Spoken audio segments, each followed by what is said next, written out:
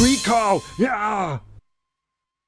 John Wick is a 2014 action movie starring Keanu Reeves, Michael Nyqvist, and Alfie Allen. It was a movie that I was actually requested to do a review of, and I was so happy when that happened because it is one of my most favourite action movies of the past decade or so. The movie is about the title character, John Wick, who is a retired hitman, and due to an extremely tragic incident, he is forced out of retirement and goes on a vengeance spree against a Russian mafia boss and his son. Now, this movie did so many things right. For starters, I love the way that you know so much about the character of John Wick before he even does anything, just through dialogue, not so much through dialogue, but people's reactions to dialogue. It's established that this guy is a phenomenal badass. I'm talking before he even picks up a gun or anything. You know that this guy is not to be messed with. Now, one of the first rules of screenwriting that everyone learns in a class is show, don't tell.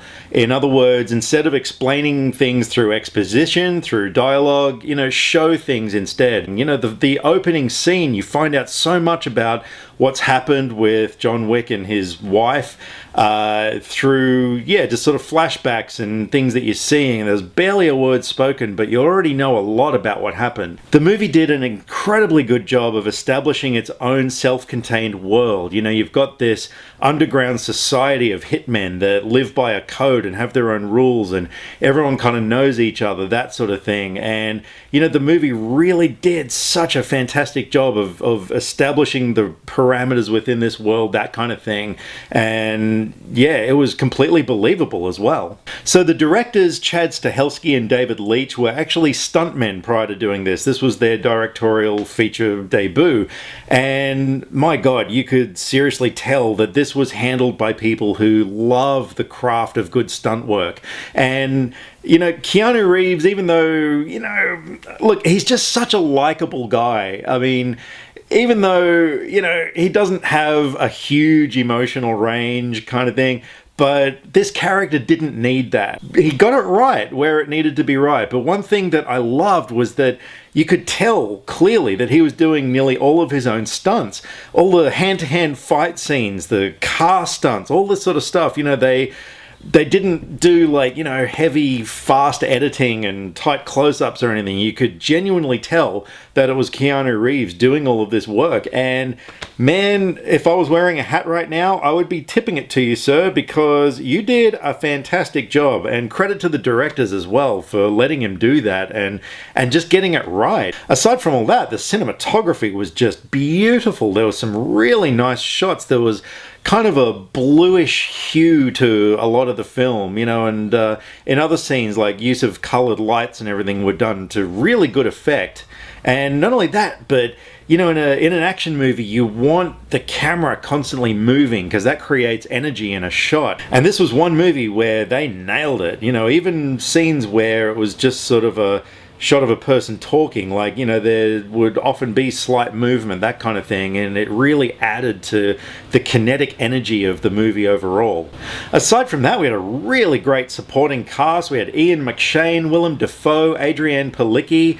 Even though Ian McShane had a very small role, what he brought to it was great. I really dug his character. And that was another thing as well, even though you didn't know much about a lot of the characters, you kind of did at the same time. They didn't tell you that much, but you just knew things about these people. The score by Tyler Bates as well was absolutely fantastic. As well as that, the use of songs in the film. There was a song, one of the songs by Marilyn Manson's new album at the time, which was put to great effect. Side bit of trivia, Tyler Bates actually produced that album by Marilyn Manson, which is probably why it ended up in the movie. And a lot of the music just had a real sort of gritty sort of a feel to it.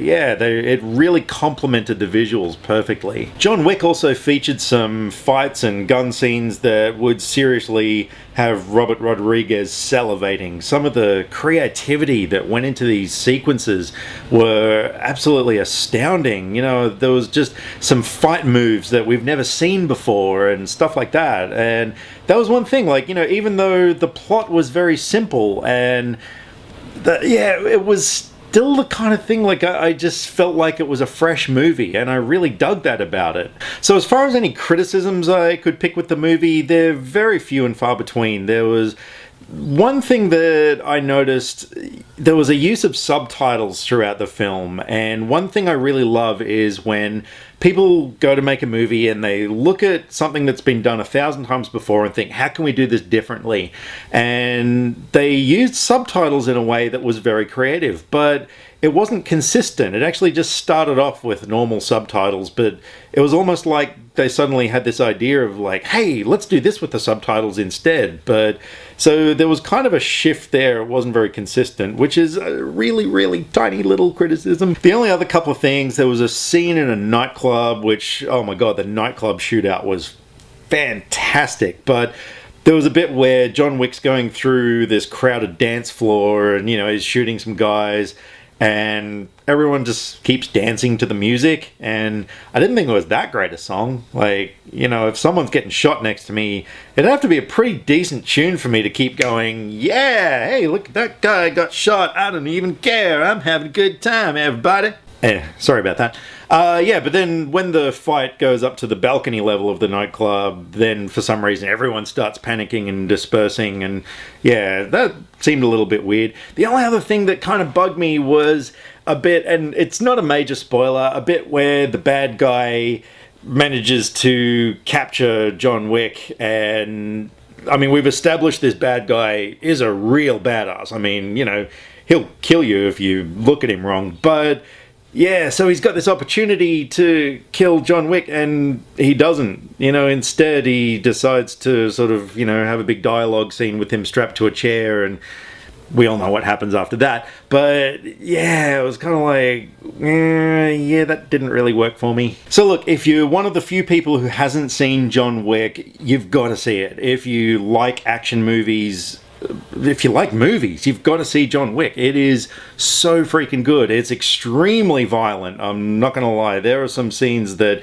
even had me going, whoa, that's a bit hardcore, but I don't know. It just sort of added to the coolness of it, I guess. So look, being that they got nearly everything in this movie absolutely perfect, I am going to happily give John Wick a 9 out of 10.